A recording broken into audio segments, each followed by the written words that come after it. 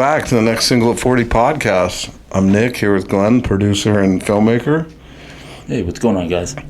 Today we're going to talk about Boracay and El Nido and our different trips over there. But first of all, let us know if you can notice we've stepped up our game a little bit with lighting, camera, some new equipment, trying to make it a little better on the eyes. So let us know what you think. So today's podcast, we want to talk about going to island hopping when we're in the Philippines, something we really enjoy doing, and we're going to cover Boracay and El Nido, places that we've been multiple times. So I was going to start with Boracay today and talk a little bit about that. Boracay is known as one of the most popular and best island destinations in the world if you Google it, and I think our first time there was that back in 2016, 2017? Yeah, September 2016. I think we ended up getting a little rain, but it ended up getting pretty nice towards the end of the trip. So yeah, so it's a cool little island, and the cool thing about Boracay is it's really simple to get to. There's a lot of flights out of Manila. There's a lot of flights out of Clark as well. So we'll usually stay in Angeles City, like we've talked about, a couple nights, and then go down to Clark Airport and fly over to Boracay. Obviously, it's a huge tourist destination, and the airport is on a separate island, but they're very good at transportation, getting people in and out of the little airport, getting people over to the island on boats. Customer service levels super high. We've stayed at a few hotels there. Our first trip, we stayed at the Red Coconut, and it's a cool hotel right in the middle of Station 2. If you look at Boracay, it's a real linear, small island. I think it's only like a mile across the entire island, and I don't know how long it is, maybe 8 or 9 miles long. But the Red Coconut, they break it down to stations 1, 2, and 3, and Red Coconut's like right in the middle of Station 2. It's a cool property with a nice pool, bar, really good food, nice staff. So that's where we first stayed. I think we stayed there our first 2 trips we went. Yeah. And then we discovered the Heenan properties, which were started there, I believe, and they're a little more upscale, a little more expensive, but super nice. And we've stayed at multiple of their properties there, and that's the one we're going to stay at, the Crystal Sands, when we go back in December. And we also stay at the Coast Hotels, a really cool little hotel with really good food. I think that's more towards Station 1, but that's a good spot.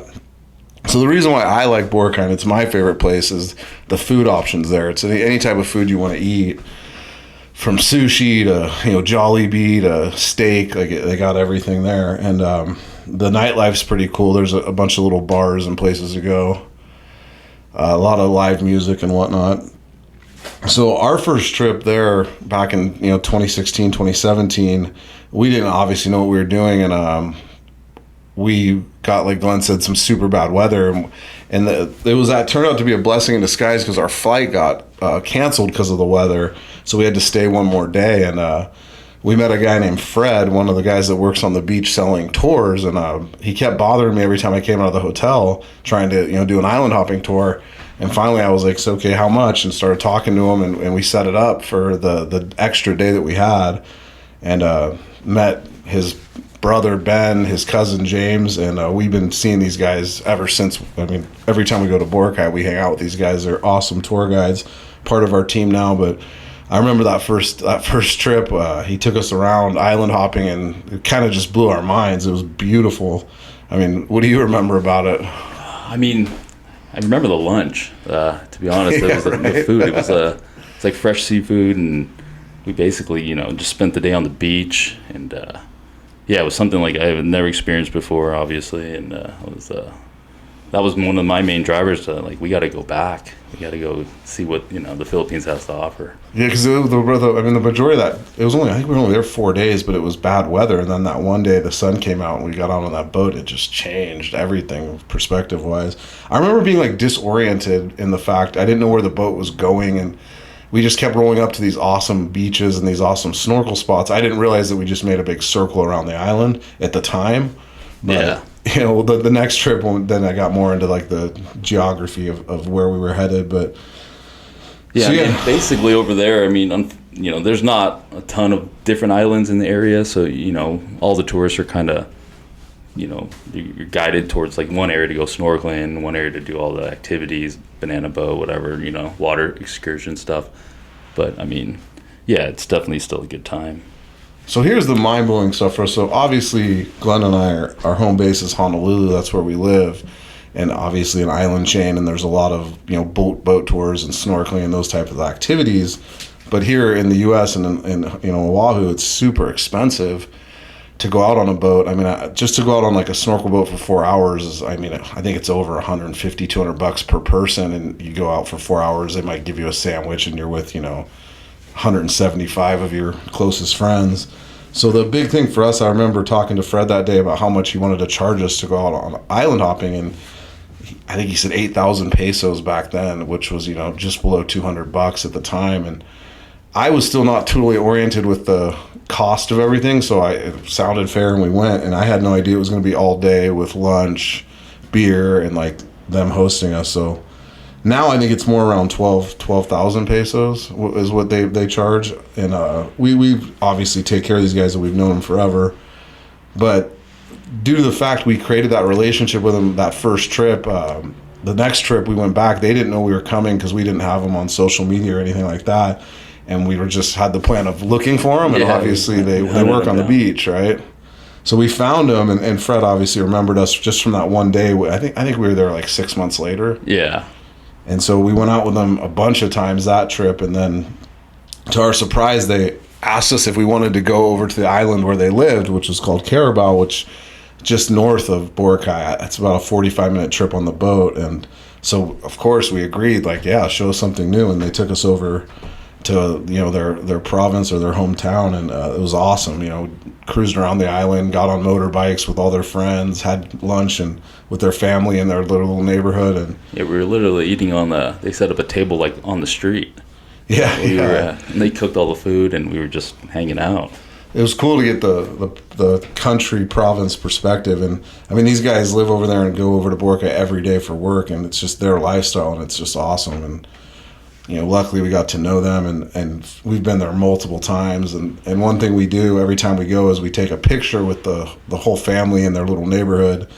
I'm sure Glenn's going to post the picture with this podcast when he edits it, so you can see we call it the province pic. It's kind of like a tradition. Yeah, and it's I think over the years it's gotten bigger. You know, I think there was just a couple people on the street with us the first time, and then as we went again, it just got bigger and bigger. And it's crazy to think that was almost 10 years ago.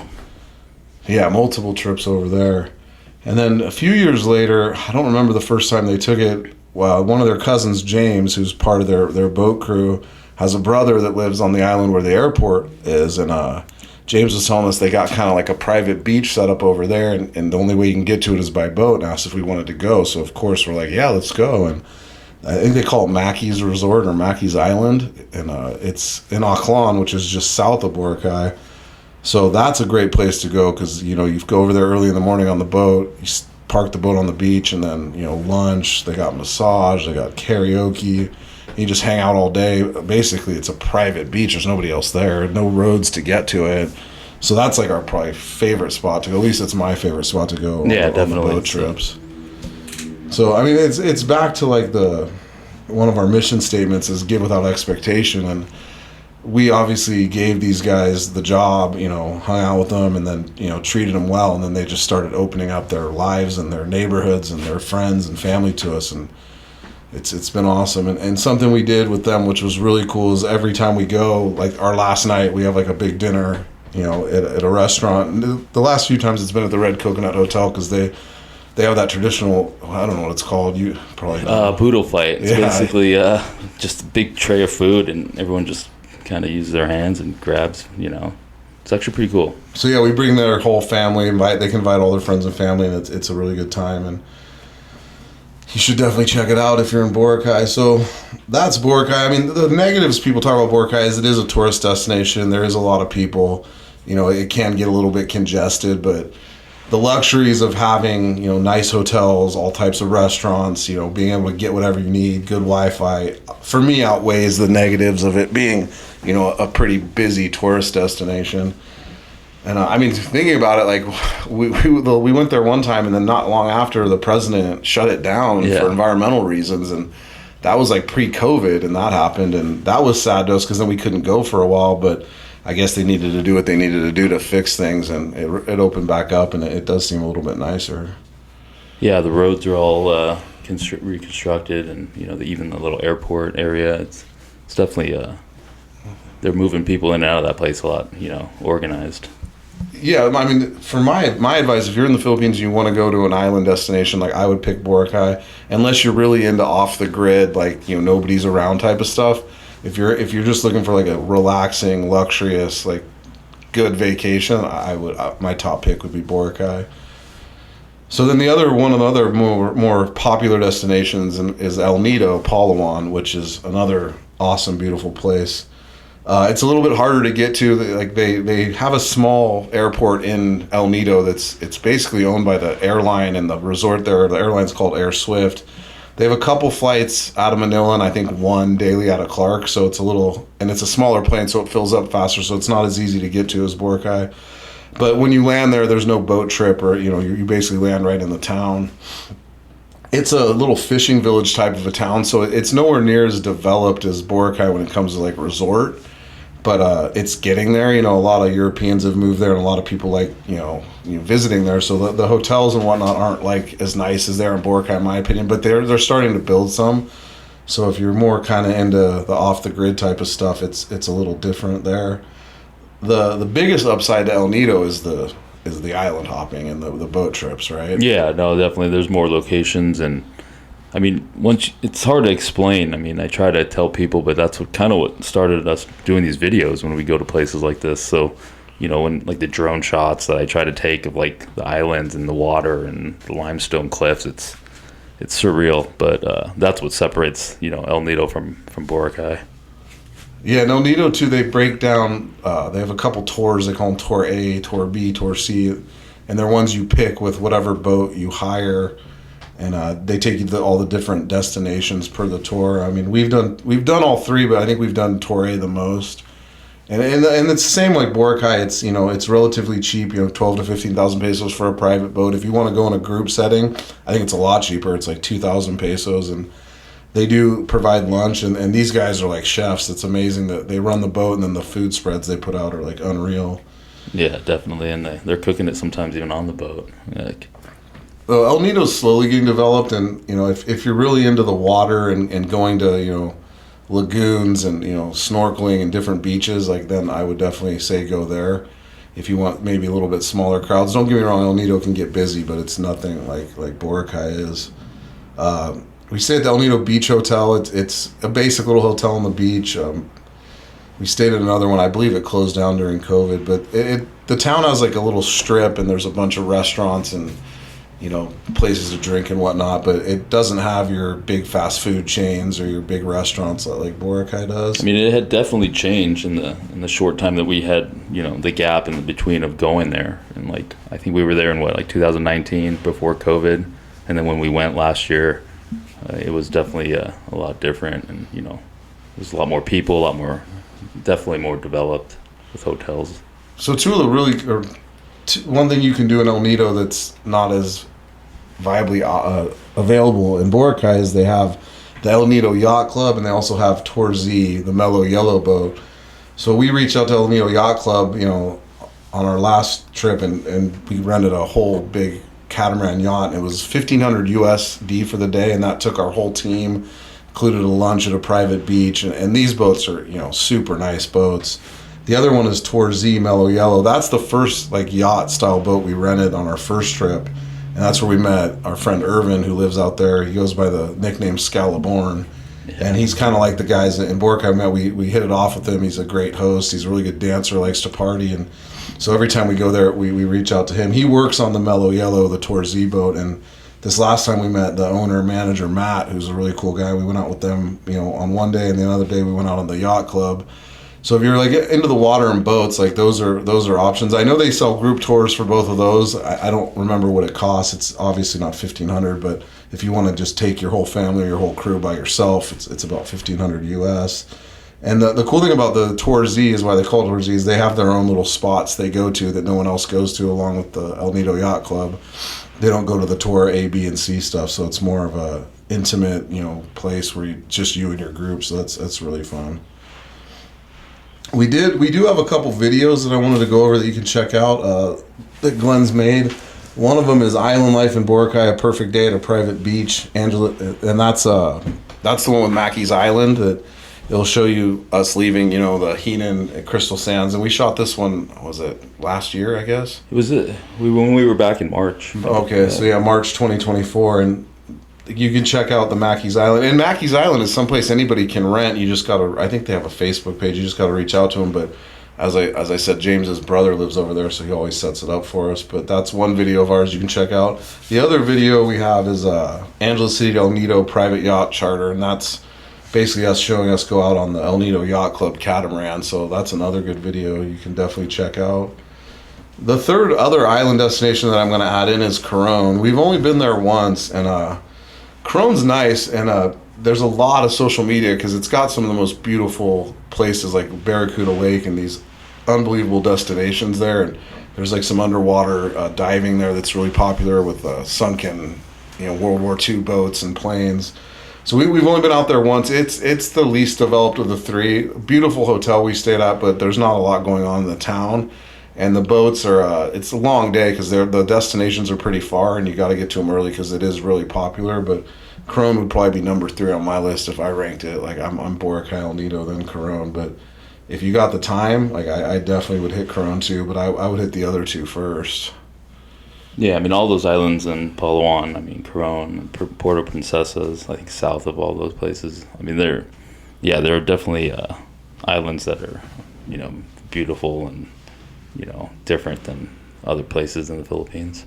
And scuba diving's big in all these places. We're not scuba divers, but someday maybe I'll check it out. But I know all those places are really big for that. Another island destination we went to was Puerto Galera, which is really popular for scuba diving. And that one you can drive to from Manila. It's not a couple hour drive south of Manila to, I believe it's Batangas, and then you get on a boat and go over to Puerto Galera. We only spent a couple nights there. We haven't done enough travel there, but it is a cool spot. So in our next video, we're going to try to cover some more different places we've gone and talk more about Angeles City again. But for this one, just to wrap it up a bit, is, Boracay El Nido, pros and cons. I didn't really get into too many cons because it's not, we don't like to talk about negative things. I don't think there's much negative of any of these places. I mean, like anything, if you don't like tourists, when you go on vacation, you're going to run into tourists unless you're off the grid. And Boracay, be warned, it is extremely popular, a lot of people, and El Nido is growing, and there's a lot of people there, and we've noticed that just over the 10 years we've been going over there. But all very fun places to go, all places you can get to from Angeles or Manila. And I mean, when it comes to, obviously people travel on a budget and stuff. I mean, there's, those group tours that you pay per head, those are obviously affordable, and you get to experience the same kind of stuff. It's just one of those things where you obviously can be on a boat with, other tourists and other people, and you still get the same kind of, you get the lunch, you get the same destinations. So. Yeah, if you're in a small group, I guess, you get to meet other people that are traveling. So if that's your thing, you could probably have a great time. If you have 4 or more people, my advice is just rent the whole boat for yourselves. But even if you're just 2 and you want to have the privacy, that's cool. But if you're into meeting different people that are out traveling, I mean, everyone we've ever met that's traveling through the Philippines is usually pretty cool, and they're out there having a good time like everyone is, Yeah, no, definitely. So yeah, you can find us on YouTube, Facebook, Twitter, X, TikTok, Single at 40. We appreciate you guys tuning in. Again, comments, hit us up in the comments, questions. Anybody wants to jump on the podcast with us, let us know. We're open to any interviews. We got a couple coming up that we're going to do once we go back to the Philippines. We're pretty excited about that. Even the negative comments, bring them. We like to hear them. All right, guys, thanks for tuning in. Thanks.